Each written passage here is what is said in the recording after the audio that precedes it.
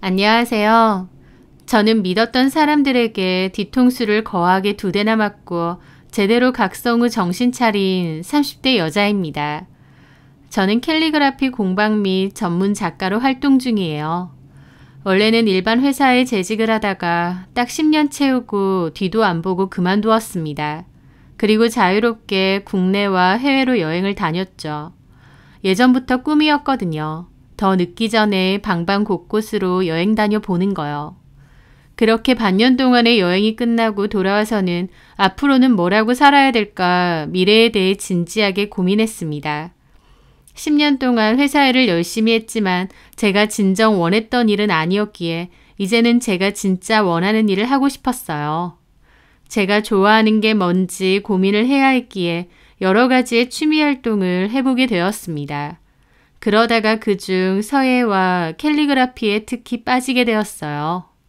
글자를 나만의 스타일로 디자인하고 꾸며볼 수 있는 캘리그라피의 매력에 푹 빠진 저는 지역 캘리그라피 모임에서 활동하면서 정기적인 전시회도 가지고 전문 작가로 활동을 시작했어요. 나중에는 공방까지 열어서 취미 캘리그라피를 가르치기도 하고 캘리그라피를 활용한 제품을 제작 판매도 했습니다. 그리고 폰트 제작이나 상업용 캘리그라피 디자인도 외주를 받아서 하고 있죠.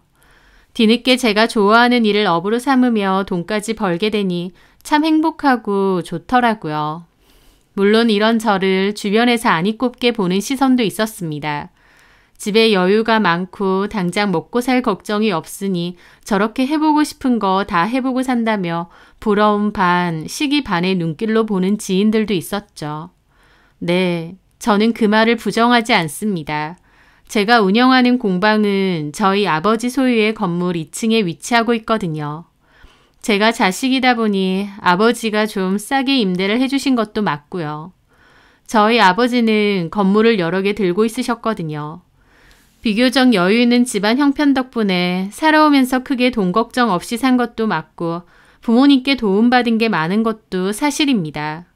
그래서 누군가 부모 잘 만나서 하고 싶은 거 다 하고 편하게 산다고 하면 그냥 웃으면서 맞다고 우리 부모님께 감사하다고 하고 말아요. 그게 사실이니까요.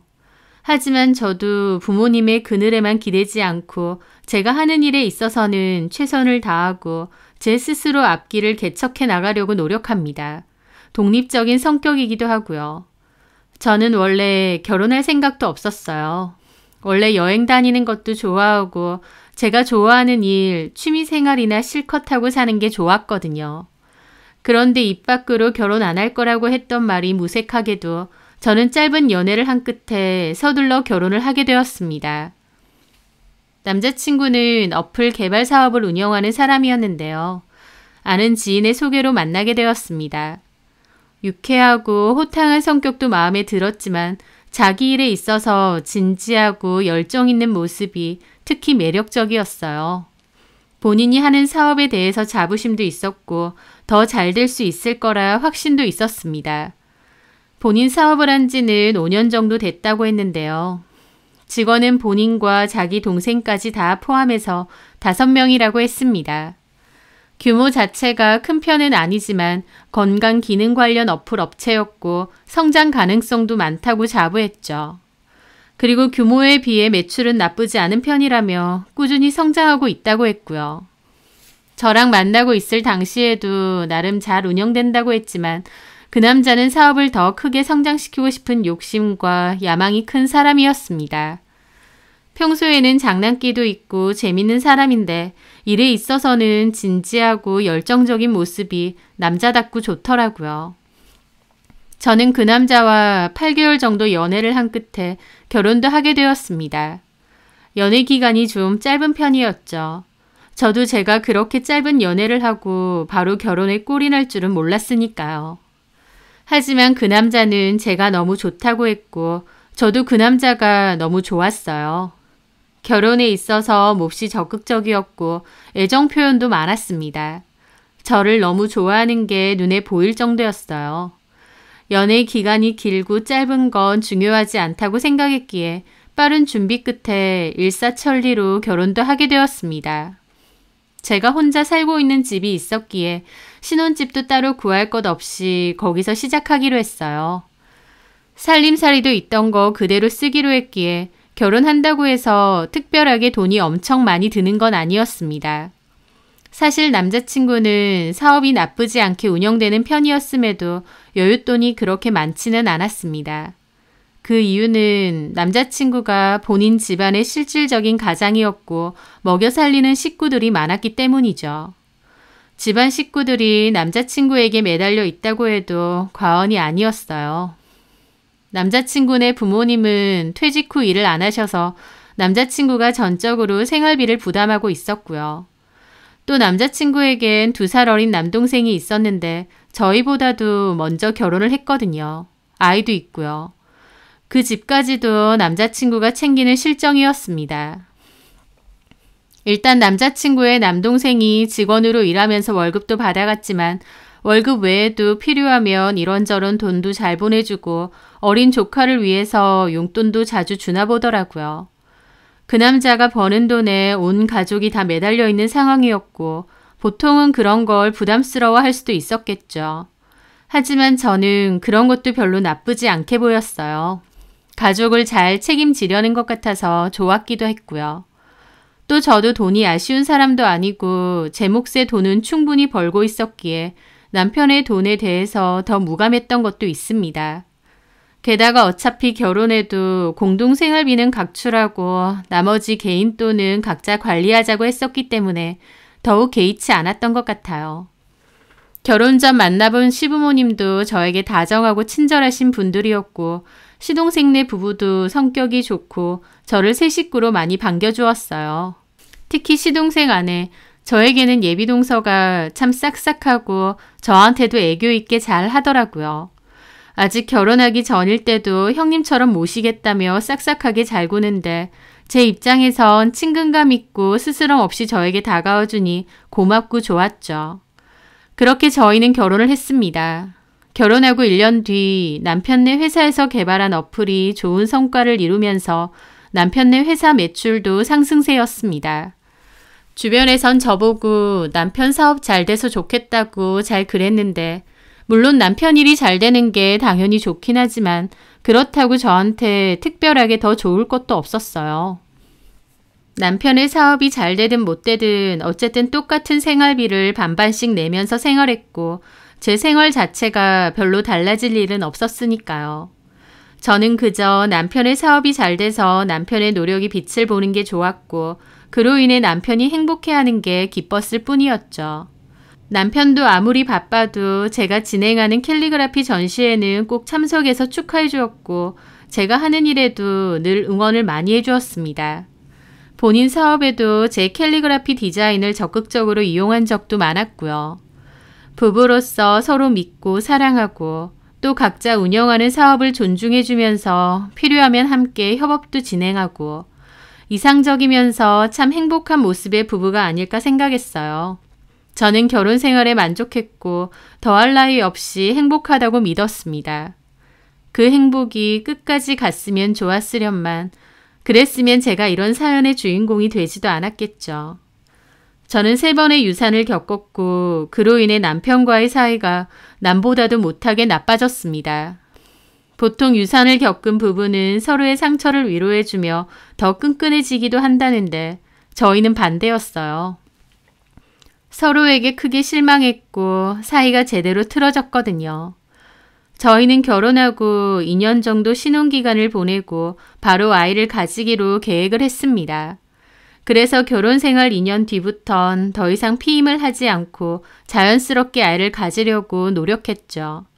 그런데 제가 임신을 하고 싶다고 원하는 대로 되는 게 아니더군요. 저희 부부에게 아이는 잘 생기지 않았습니다. 시간이 지나도 자연 임신이 어려워서 결국 난임 클리닉 병원에 다니면서 임신 준비를 본격적으로 했었어요. 그런 과정 속에서 감사하게도 새 생명이 저희 부부 곁을 찾아와 주었습니다. 너무 행복했고 앞으로 더욱 행복해질 거라 믿었어요. 그런데 8주 차에 태아 심장이 멈췄고 결국 10주 차에 계류 유산을 판정받게 되었습니다. 많이 기다렸던 첫 임신이었기에 참 가슴이 많이 아프더라고요.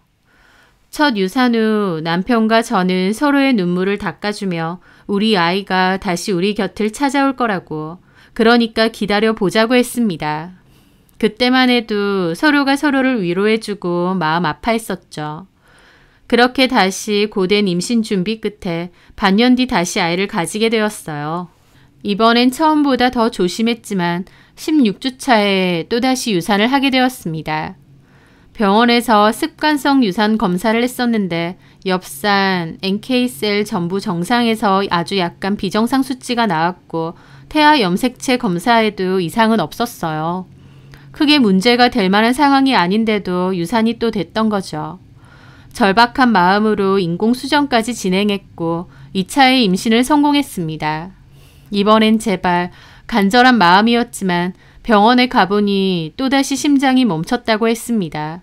세 번째 유산이었어요. 또다시 유산이 됐구나. 너무 절망적이더라고요.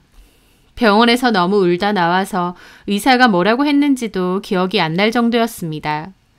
세 번의 유산을 겪으면서 저는 임신 자체를 포기하게 되었습니다. 내 뱃속에 품은 아이가 유산이 됐다는 것을 알았을 때 받는 상처와 무력감이 너무 컸고요. 또 무리한 시술로 인해 몸도 너무 지쳤거든요. 무엇보다 내 몸이 임신에는 적합하지 않는구나 깨닫게 된 거였죠.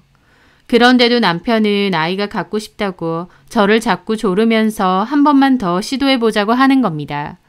인공수정이라는 게 남자 쪽은 괜찮지만 여자 쪽에선 정말 힘들고 몸도 많이 축나거든요. 제 입장에선 내 몸이 너무 안 좋아지고 힘들고 지치는데 남편은 임신 타령만 하면서 자꾸만 시도해보자고 하니 원망스러웠죠. 그래서 많이 싸웠어요. 제 몸은 신경도 안 쓰고 그저 자식 타령만 하는 남편이 너무 야속하게만 느껴졌죠. 그 일로 남편과 싸움이 늘어갔습니다. 연애 때부터 결혼 초까지 거의 싸운 적이 없는데 그때는 매일같이 싸우고 큰 소리가 오갔어요. 그러면서 점차 사이가 틀어지기 시작했습니다. 남녀 사이라는 게 한번 틀어지기 시작하니 걷잡을 수가 없더군요. 나중에는 한 집에서 대화도 잘 하지 않고 서먹하게 지낼 정도가 되었죠. 남편과 사이가 너무 안 좋아졌기에 결혼 생활이 너무 불행하고 힘들다고 생각했습니다. 눈물도 많이 흘리고 우리 사이가 어쩌다 이렇게 됐나 서글프기도 했죠. 저는 이런 속사정을 오직 동서에게만 털어놓을 수 있었습니다. 친정 부모님은 제가 행복하게 잘 사는 줄 아시는데 괜한 걱정 끼쳐드리고 싶지 않아서 아무런 티도 못 냈고요. 또 자존심 때문에 주변 친구들에게 이런 말을 미주알 고주알 하고 싶지 않더라고요. 하지만 동서는 가족이니까 제 사정과 상황을 속속들이 알기도 했고 또 그만큼 편하게 털어놓고 상담하고 얘기할 수도 있었습니다. 동서도 제 얘기를 정말 잘 들어주고 저를 진심으로 많이 위로해 주었고요. 세 번째 유산 후 소파수를 받고 집으로 와서 쉬던 저는 급격히 우울하더라고요. 남편은 약속 있다며 유산하고 누워있는 저를 놔두고 나가버리고요. 첫 번째 유산했을 땐 서로 울고 위로해주고 그랬는데 그게 세 번째가 되니 남편은 저를 더 이상 신경도 안 쓰고 그냥 지 볼일 보러 나가버렸습니다. 그게 너무 비참하고 슬프고도 우울했는데 그런 저희 집에 찾아와 미역국 끓여주고 밥을 차려준 사람이 동서였습니다. 정말 잊을 수가 없었죠. 저는 동서에게 너무 고맙다고 큰 위로가 된다고 그랬습니다. 저는 동서가 진심으로 고마웠고 또 좋았어요. 그래서 나름 마음을 표현한 적도 많았습니다. 시동생이 남편 회사에서 일을 하고 동서는 따로 일을 하지 않은 채로 6살 아이를 육아하고 있었는데요. 시조카한테 필요한 거 사주라고 용돈도 엄청 자주 주고 육아용품도 많이 사줬습니다. 큰돈 들어가는 육아용품은 제가 주로 많이 사줄 정도였죠. 또 시조카뿐만 아니라 동서한테도 이런저런 선물을 많이 했습니다.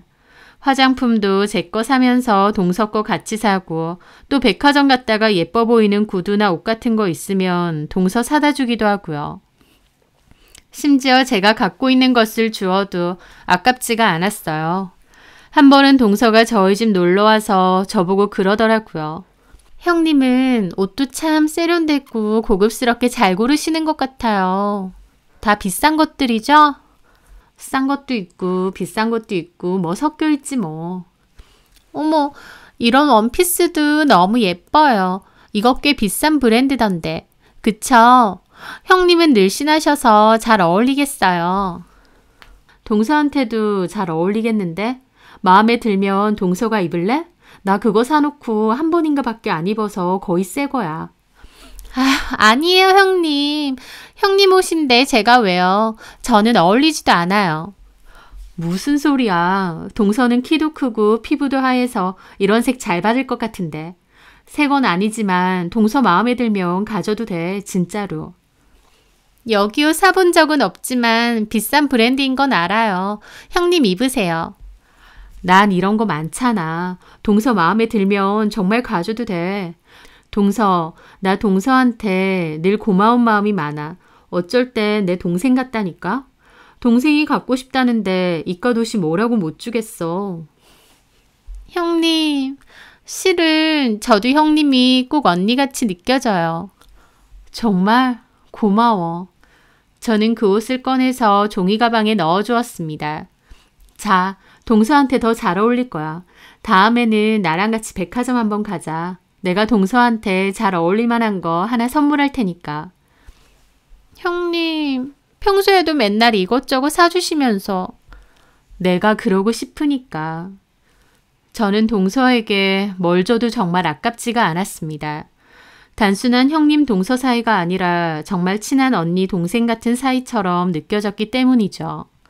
남편과 사이가 틀어져 갈 때 동서에게 특히 상담을 많이 했습니다. 동서는 진심으로 제 편에 서서 제 얘기를 귀담아 들어주고 공감도 해주고 위로도 해주었어요. 또 적극적으로 해결 방안을 찾아주려 노력도 했고요. 물론 제3자인 동서가 도와주려고 노력해준들 이미 틀어질 대로 틀어진 남편과 제 사이가 회복될 순 없었죠. 하지만 그래도 저를 진심으로 걱정해주고 위해주는 그 마음이 너무 고마웠습니다. 저는 남편과의 사이가 안 좋아지기 시작하면서 이따금씩 이혼도 생각하게 되었어요.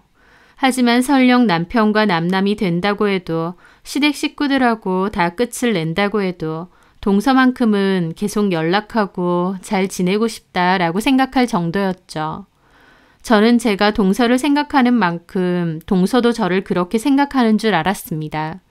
형님 동서 사이가 끝나더라도 얼마든지 친한 언니 동생 사이로 잘 지낼 수 있는 그런 사이 말이죠. 하지만 그런 동서에게 제대로 뒤통수 당하고 사람보다 무서운 게 없다는 걸 알기까지는 그리 오랜 시간이 걸리지 않았습니다.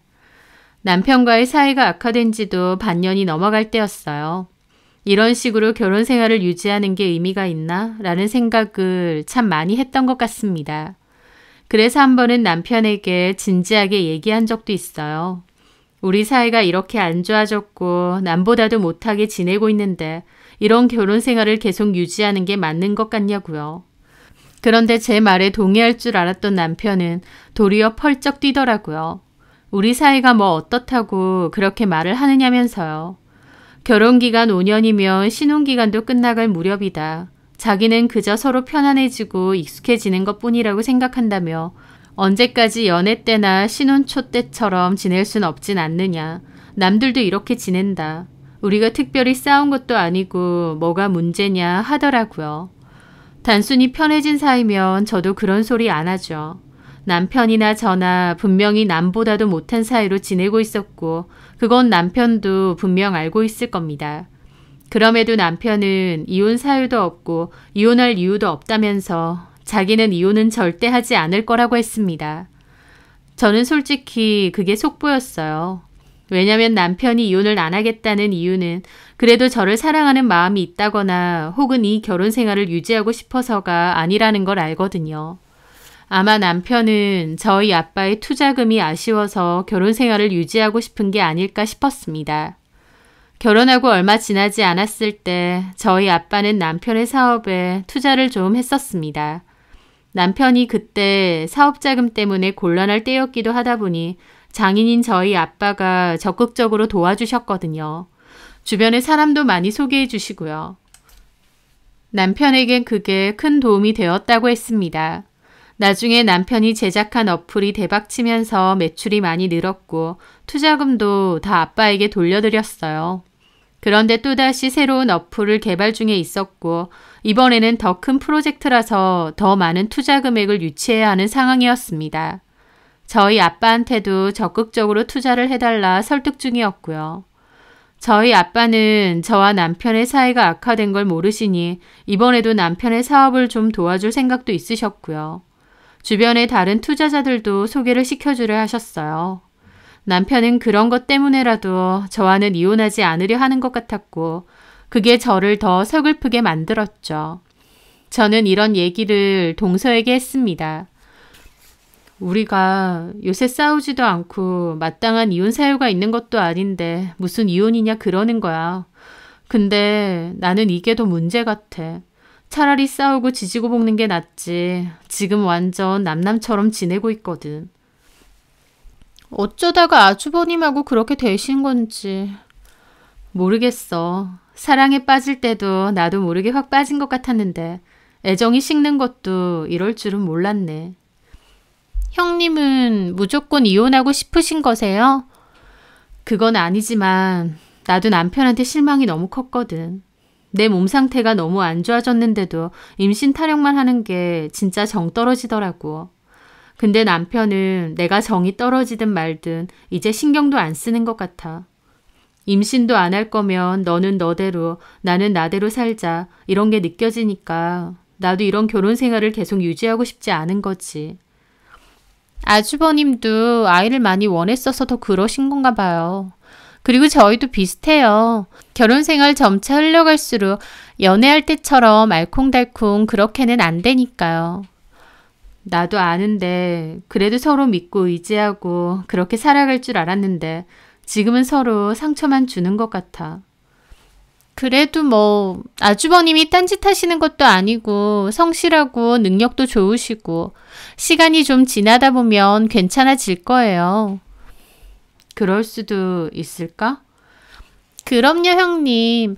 두 분이 임신에 대한 생각이 달라져서 지금 좀 사이가 안 좋아진 것 뿐이에요. 시간이 좀 지나면 괜찮아질 거예요. 동서는 이혼 생각하지 말라며 남편 편도 많이 들더라고요.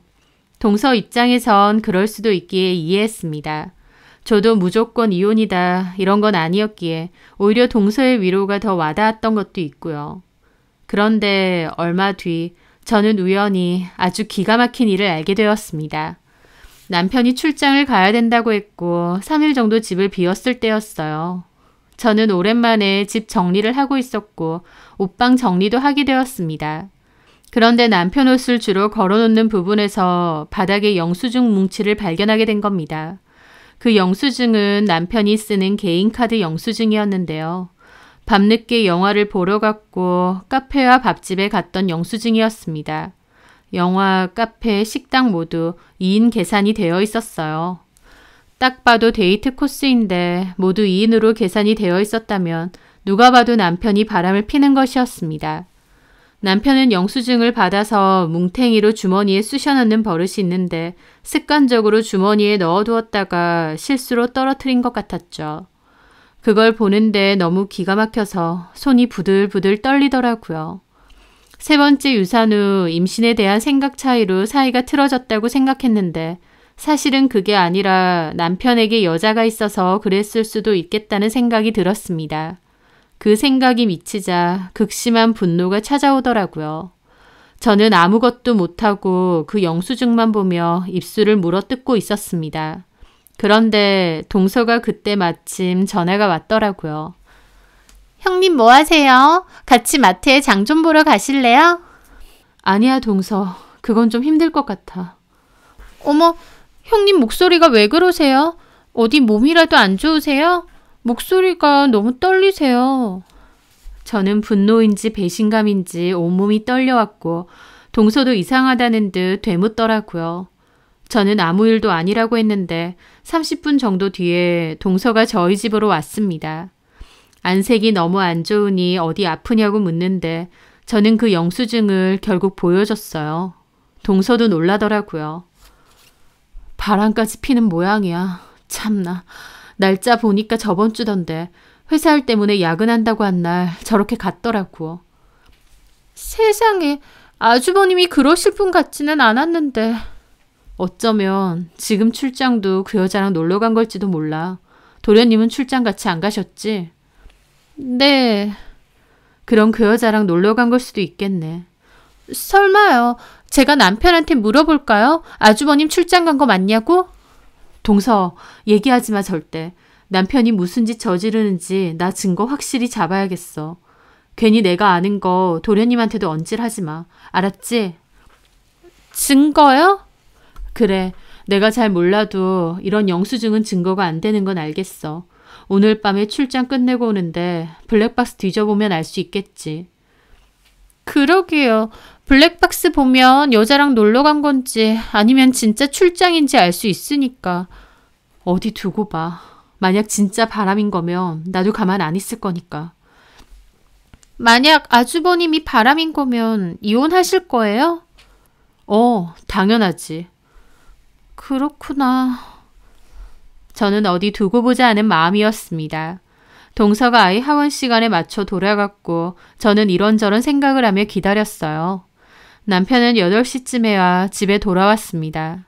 집에 와서는 뜬금없이 저한테 자기 없는 동안 잘 있었느냐고 다정한 말투로 묻는 거예요. 저는 속으로 내연녀랑 여행 갔다 와서 신났나 싶더라고요. 남편은 말은 피곤하다면서 안 자고 11시까지 TV를 보다가 소파에서 잠이 들었습니다. 저는 남편이 완전히 잠이 든 것을 확인하고 차키를 챙겨 내려갔죠. 그런데요. 막상 확인해보니 황당하게도 블랙박스에 메모리가 없는 겁니다. 그걸 보고 저는 뜨악했죠. 멀쩡히 들어있던 메모리가 발이 달려서 없어진 것도 아닐 테고 설마 내가 눈치챈 걸 알았나? 왜 메모리를 빼놨지? 싶었어요. 저는 심란한 기분으로 다시 올라갔습니다. 남편이 내가 아는 걸 눈치챈 걸까 싶었죠. 폰이라도 뒤져보고 싶었는데 주머니에 폰을 넣어두고 자길래 못 봤습니다. 그날 방에 저 혼자 누워있는데 동서한테서 문자가 왔어요. 형님, 메모리 확인해 보셨어요? 근데 눈치를 챈 건지 뭔지 메모리가 없어. 네? 메모리가 아예 없어요? 빼놓으신 건가? 참나, 나름 철두철미하게 바람피고 있었네. 형님, 바람이 아닐 수도 있잖아요. 그럼 메모리를 왜 빼겠어? 어디 두고 봐. 어떻게 하시려고요? 폰을 좀 뒤져봐야겠어. 오늘은 주머니에 넣고 자서 안 될 것 같고 내일 한번 보려고. 네, 그게 확실하죠. 아무래도. 도련님한텐 절대 말하면 안 돼? 그럼요. 저는 형님 편인데요. 혹시 필요한 일 있으시면 언제든 저한테 말하세요. 고마워 동서. 힘이 많이 된다. 그렇게 저는 블랙박스는 실패했지만 기회를 봐서 폰을 뒤져보겠다 생각했어요. 그런데 며칠 뒤에 폰을 뒤져봤는데 정말 아무것도 안 나오는 겁니다. 수상한 문자나 카톡도 없고 갤러리나 녹음, 심지어 휴지통까지 뒤져봐도 아무것도 안 나왔어요. 근데 오히려 너무 깨끗하니까 바람을 안 피나 싶은 게 아니라 이렇게 철저하게 숨기나 싶은 생각만 드는 겁니다. 그맘때 동서가 또 전화가 왔더라고요. 형님, 아주버님 폰 확인해 보셨어요? 해봤는데 뭐 나오는 게 없네. 다 삭제한 건지. 정말요? 그럼 사실 바람피는 게 아닌 거 아닐까요? 그 영수증요. 영화 보고 밥 먹고 하는 건 그냥 친구랑 했을 수도 있잖아요. 글쎄, 내일 모레 마흔인 남자가 친구랑 둘이서 영화 보고 밥 먹고 카페를 간다고? 그게 더 이상하지 않나? 그렇긴 한데 딱히 증거가 없다 보니 이제 어떻게 하실 거예요? 일단 좀 두고 봐야지. 네, 제 생각엔 아닌 것 같으니 형님도 너무 신경 쓰지 마세요. 하지만 동서와 달리 저는 직감적으로도 남편이 바람을 피고 있다는 확신이 들었습니다. 그렇게 고민하다가 남편 폰에 위치 추적 어플을 깔아뒀어요. 인터넷에 찾아보니 남편 바람 잡을 때 이렇게 많이 한다고 하더라고요. 그렇게 어플을 설치하고 나니 남편의 위치가 어디인지도 다 나왔습니다. 보통은 회사랑 집, 식당이나 술집 정도만 가는 것 같았죠. 하지만 어느 날 늦게 공방 일을 마치고 집에 돌아오던 길에 남편 위치를 확인했는데요. 그날 아침 저한테는 직원들이랑 저녁 먹고 들어간다고 했는데 위치는 무슨 외곽 호숫가 쪽으로 잡히는 겁니다. 이건 100%다 싶었죠. 직원들이랑 저녁을 이런 데서 먹을 리가 없으니까요. 저는 다급하게 인터넷으로 그 주변을 찾아봤더니 세상에 모텔까지 많은 곳이더군요. 저는 흥분한 상태로 제 차를 타고 남편이 있는 곳으로 달려갔습니다. 어플이 비교적 정확한 위치를 알려주었기에 저도 이악 물고 달려갔죠. 이번엔 내 눈으로 남편의 바람을 확인하고 증거까지 잡아두겠다 마음 먹으면서요. 하지만 제가 거의 도착할 때쯤 벌써 남편의 위치가 바뀌더라고요. 제가 도착하기 전에 남편은 그곳을 떠난 것 같았죠. 너무 분통 터지더라고요. 게다가 이렇게 멀리 떨어져 있는 모텔촌까지 드나들다니 미친 거구나 싶었습니다. 그렇게 집으로 돌아왔는데 남편은 방에서 자고 있었어요. 뻔뻔하게 바람을 피우고 다니는 남편의 얼굴을 보는데 얼마나 분노가 치솟는지. 마음 같아선 베개로 얼굴이라도 확 눌러버리고 싶더라고요. 하지만 제대로 된 증거 찾기까지 참자 생각했습니다. 그러던 며칠 뒤 주말이었는데 저는 일이 있어서 주말에 공방에 나와 있었습니다. 그런데 마침 동서가 놀러 왔더라고요. 왔어. 요즘 자주 놀러 오네. 형님 걱정돼서요. 고마워. 나 걱정해주는 건 동서뿐이네. 세준이는 어쩌고? 태권도장에서 다 같이 캠핑 간다고 해서요. 자고 내일 온대요. 그랬구나. 근데 어제 잘 못 주무셨어요? 안색이 너무 안 좋은데. 실은 저는 위치 추적 얘기와 미행을 갔다가 못 잡은 얘기까지 했어요. 동서도 놀라더라고요. 그게 그렇게 구체적으로 나와요? 그렇더라. 아예 대놓고 모텔촌 가는 거야. 이것 봐. 내가 바람피는 거 맞다고 했잖아. 도대체 어떤 여자랑 그러고 다니는 건지. 세상에. 어디 한번 봐요, 형님. 저는 폰을 꺼내 위치 추적 어플을 동서에게 보여주었습니다. 그런데 남편의 위치가 움직이고 있는 겁니다. 저는 남편이 집에 있는 줄 알았거든요. 그런데 차를 타고 이동하는 것 같았죠. 뭐야, 어디 가지? 일이 있으신가 보죠, 뭐. 그런 말 없었는데. 설마 뭔가 촉이 그 내연녀 만나러 가는 것 같더라고요. 동서, 차 가지고 왔지? 네. 그럼 나 좀 따라가줘. 지금요? 놓치면 안 돼. 그 여자 만나러 가는 것 같아. 나 좀 도와줘. 알겠어요, 형님. 근데 저 화장실만 갔다 와서 바로 출발해도 되죠? 얼른 갔다 와. 그렇게 화장실에서 돌아온 동서는 엉겁결에 제 미행을 따라가 주게 되었습니다. 동서는 제가 말한 위치로 차를 몰고 급하게 달려갔어요. 그 여자 집으로 가는 건지 뭔지 속에선 우라가 들끓더라고요. 그런데 한창 동서가 달려가는 와중에 더 이상 신호가 잡히지 않는 겁니다. 위치가 더 이상 잡히지 않는다는 오류 메시지와 함께요. 저는 급하게 동서에게 차를 세우라고 했습니다. 이게 어떻게 된 거지? 왜 그러세요, 형님? 위치가 이제 안 잡힌대. 설마 눈치채고 삭제했나? 어떻게 알았지? 어머, 그런가? 근데 아주버님이 어플 개발자시잖아요. 그래서 잘 아실 것 같기도 해요. 잡을 수 있었는데. 저는 또 이렇게 허탕을 치니 너무 허무하더라고요. 그렇게 허무하게 집으로 돌아왔습니다. 제가 울적해하니까 동서가 술까지 사들고 와서 같이 있어주겠다 했어요. 아이도 어차피 집에 없으니 괜찮다면서요. 저는 동서와 술을 마셨고 남편은 늦게까지 들어오지 않았습니다. 그렇게 한 잔, 두 잔 술을 마셨는데 오히려 몇 잔 마시지도 않은 동서가 술에 취해 골아 떨어진 겁니다.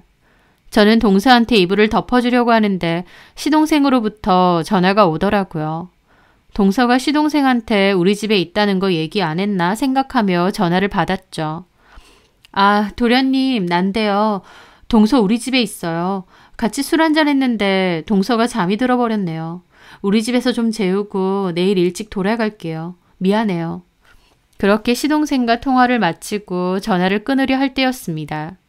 통화 화면이 꺼졌는데 동서가 그전까지 누군가랑 카톡을 주고받았는지 카톡 화면이 뜨더라고요. 그런데 저는 멈칫할 수밖에 없었습니다. 왜냐면 동서가 대화하고 있던 사람은 바로 저희 남편이었거든요. 마지막 대화가 내 덕분에 안 걸렸죠? 였습니다. 이게 뭐지 생각하며 동서와 남편의 카톡 대화 내용을 확인했죠. 그리고 저는 경악할 수밖에 없었습니다.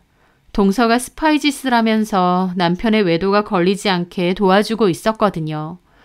바로 저를 위해 미행을 해준 그날까지도 저희 남편한테 위치 추적 어플에 대해 다 알려주었더라고요. 아주버님, 지금 혹시 그 여자 만나러 가세요? 형님이 위치 추적 어플 깔았대요. 형님이 저보고 같이 미행 가자는데 제가 화장실 간다고 하고 와서 알려드리는 거예요. 이 문자 확인하는 대로 바로 어플 지우세요. 바로요. 라고 되어 있었습니다. 대화창을 위로 더 올려보니 가관이었죠. 아주버님, 혹시 형님 몰래 다른 여자 만나세요? 만약 그런 거면 형님이 눈치챈 것 같아요. 아주버님 블랙박스 확인해 본다고 하니까 메모리 없애시는 게 좋을 것 같아요.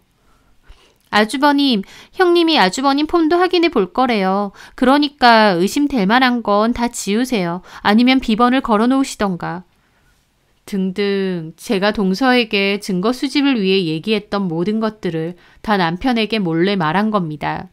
그래서 남편은 조치를 취할 수 있었던 거고 저는 증거를 잡지 못하고 허탕을 쳤던 거죠. 배신감과 충격으로 손이 벌벌 떨렸어요. 동서의 고자질에 남편 반응은 이랬습니다. 블랙박스 메모리는 빼셨어요? 예, 서랍에 잘 숨겨뒀어요. 근데 진짜 다른 여자 만나시는 거예요? 뭐 오래된 건 아닌데 어쨌든 알려주셔서 고마워요. 저는 아주버님하고 형님하고 이혼하지 않기를 바래요. 그래서 알려드리는 거예요. 그럼요, 재수씨. 혹시 또 그 사람이 또 저에 대해서 뭔가를 캐면 알려줄 수 있죠? 그럼요. 고마워요. 그 여자는 정리하실 거죠? 정리해야죠. 오래 만날 여자도 아니고. 걸리기 전에 정리하세요. 형님이 벼르고 계신 것 같은데 일단은 제가 알려드릴게요. 고마워요. 참 세준이 이번에 영어학원 보낸다면서요. 학원비 겸 용돈에서 제가 돈 좀 보내드릴게요. 안 그러셔도 되는데 고맙습니다. 기가 막혔습니다. 저 도와주는 척하면서 사실은 제대로 남편 스파이 짓을 하고 있었다는 게요. 저는 그것도 모르고 동서한테 다 얘기하고 세상 모르게 자고 있는 동서가 무섭고 소름 끼치게 느껴졌습니다. 게다가 알려주는 대가로 남편에게 돈까지 송금을 받았더라고요. 남편은 동서에게 그 여자랑 끝내겠다고 했지만 딱히 그럴 생각은 없었던 모양이었습니다. 어차피 동서가 정보를 캐서 알려주니까 몰래 바람을 피는 게 좀 더 쉬웠겠죠. 저는 남편 서재방으로 가서 책상 서랍을 뒤져봤습니다. 남편은 잡동사니를 그 서랍에 마구 잘 넣어두거든요. 동서와의 대화에서 메모리를 서랍에 넣어두었다고 했으니 아마 여기 넣어두었을 것 같았어요. 그래서 뒤져보니 그 틈에 블랙박스 메모리가 있더라고요. 저는 그 메모리를 찾아서 컴퓨터로 재생을 해보았더니 남편과 그 상간녀의 음성도 다 녹화되어 있었습니다. 게다가 정말 출장이 아니라 여행이라도 간 건지 결정적으로 둘이서 호텔 가는 것도 다 찍혀 있더라고요. 남편이랑 어깨동무하고 들어가는 그 여자 뒷모습도 다 찍혀 있고요. 의심이 들었던 그날 바로 확인을 했으면 됐는데 동서 때문에 증거가 없어질 뻔한 겁니다. 저는 거실에서 자고 있는 동서가 끔찍하게 느껴졌어요. 사람이 어떻게 이럴 수 있나 싶었죠. 내가 본인을 많이 의지하고 모든 속내까지 다 털어놨는데 이렇게 보란듯이 제 뒤통수를 쳤으니 말이에요. 저는 남편과 동서가 나눈 대화도 모조리 찍어두고 메모리도 따로 보관을 해두었습니다. 그리고 자고 있는 동서를 흔들어 깨웠어요. 일어나. 동서는 비몽사몽한 채로 일어나더라고요. 형님, 빨리 일어나라고. 제가 소리를 확 지르자 동서도 잠결에 놀란 얼굴이었습니다. 형님, 왜 소리를 지르세요? 소리만 지를까? 저는 말과 동시에 동서의 머리채를 잡았습니다. 동서 왜 이러냐며 악을 쓰더라고요. 저는 동서의 머리채를 흔들다가 던지듯 놓아주었습니다. 자다가 일어나서 갑자기 저한테 머리채를 잡혔으니 동서도 놀랐겠죠. 하지만 보란듯이 배신당한 저만큼 황당하고 기분 더럽지는 않았을 겁니다. 형님 미치셨어요? 왜 이러세요? 저는 악을 질러대는 동서 앞에 동서 핸드폰을 던졌습니다. 카톡 화면이 떠있는 핸드폰을요. 그걸 보고 동서도 놀라서 눈이 동그래지더라고요. 형님, 이걸 어떻게... 진짜 무섭네 동서. 앞에서는 나 위해서 도와주는 척하면서 뒤에서는 내 남편한테 다 알려줘? 형님, 저는 형님이 아주버님하고 이혼하지 않았으면 해서... 웃기지 마. 내 남편한테 미주알 고주알 다 알려주고 더 돈까지 받았더라. 네가 사람이니? 형님... 동서 잘못했다고 빌더라고요. 저는 필요 없으니 꺼지라고 했고요. 동서는 잘못했다고 자기는 좋은 뜻으로 그랬다는 말도 안 되는 헛소리까지 하면서요. 그렇게 동서와 제 사이에서 큰 소리가 오가는데 남편이 마침 들어오는 겁니다. 남편도 놀라서 벙찌더라고요. 제가 씩씩거리고 있고 동서는 제 앞에서 무릎 꿇고 빌고 있으니까요. 이게 무슨 일이야? 저는 남편 면상을 보는데 화가 머리 끝까지 났습니다. 그래서 달려가서 남편 머리채까지 잡아버렸어요. 아! 미쳤어? 왜 이래? 하면서 악착같이 머리채를 잡고 있는 저를 떠밀더라고요. 저는 끝까지 남편 머리채를 잡고 있다가 떠밀렸기에 남편의 머리털도 한 움큼 뽑아버렸습니다. 남편은 머리털이 뽑힌 채로 미쳤느냐 색 난리를 치더라고요. 저는 그 앞에서 남편의 싸대기도 날렸습니다. 둘이서 잘두나 속였지. 너는 뒤로 바람 피우고 다녔고 그 여자 누구야? 어떤 여잔데? 도대체 언제부터야? 제 말에 남편도 할 말이 없는지 눈치만 보더라고요. 너는 나 대놓고 속이면서 뒤에선 딴 여자 만나고 다니고 그러면서 이혼은 절대 안 하겠다. 왜? 우리 아빠 돈 때문에? 여보, 그런 게 아니라. 진짜 치 떨린다 치 떨려. 우리는 이혼이야. 너랑 그 여자한테 위자료도 받을 거고 아빠가 해주신다던 투자금도 당연히 없는 거야. 그리고 내 집에서도 당장 네 짐 싸서 꺼져. 여보, 꺼지라고. 그리고 동서도 지죽은 듯이 눈치만 보고 있더라고요. 너도 같이 꺼져. 너한테도 위자료 소송할 거니까 딱 기다리고. 형님, 저한테는 왜요? 몰라서 묻니? 네가 뒤에서 스파이지 제대로 하고 있었잖아. 어디 두고 봐. 형님, 저한테 왜 그러세요? 저는 그냥 형님하고 아주버님 이혼 안 했으면 해서. 닥쳐. 왜 이혼 안 했으면 하는데? 결국 너한테 피해갈까 봐 그런 거 아니야. 박쥐 같은 년. 진짜 소름 끼친다. 꼴도 보기 싫으니까 꺼지라고. 저는 그렇게 남편과 동서를 쫓아냈습니다. 남편한테 배신당한 것도 모자라서 그토록 믿었던 동서에게까지 배신을 당한 거다 보니 정신적인 충격이 정말 크더라고요. 아니, 어쩌면 남편이 준 충격보다 동서가 준 충격이 더 컸다고나 할까요? 저는 그날 밤새 한숨도 못 자고 내가 당한 배신에 대해 곱씹고 또 곱씹었던 것 같아요. 그렇게 다음 날부터 저는 본격적인 이혼 준비에 들어갔습니다. 저희 부모님께도 바로 알렸어요. 아빠는 화가 머리끝까지 나서 투자하기로 했던 거 취소하셨고 남편에게 전화해 쌍욕을 퍼부으셨습니다. 저는 증거들이 다 확실했기 때문에 그걸로 바로 이혼소송과 위자료 소송도 진행하기로 했습니다. 동서는 남편의 불륜 증거를 없애려고 제 뒤에서 온갖 수를 썼지만 결론적으로 동서가 증거들을 다 알려주고 제공해준 셈이었어요. 블랙박스 메모리 외에도 동서와 남편이 나눈 대화에 남편이 바람핀 내용이 다 있었으니까요. 소송 중에 남편은 저더러 어떻게 알았냐고 물어보던데 저는 동서랑 너랑 카톡 나눈 거 다 봤다고 그랬습니다. 남편은 그 후에 그런 걸 멍청하게 들키냐며 동서랑도 싸운 것 같더라고요. 동서는 기껏 도와줬더니 자기 탓하는 거냐고 같이 싸웠다고 하고요. 하여튼 저는 남편과 상대 여자 동서를 상대로 위자료 소송 진행했습니다.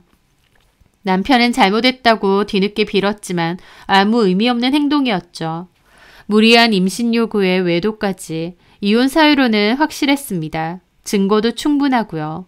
저도 더 이상 그런 남자랑 같이 살 생각 추호도 없었고요. 그렇게 저는 소송 끝에 이혼을 했고 위자료도 받아낼 수 있었습니다.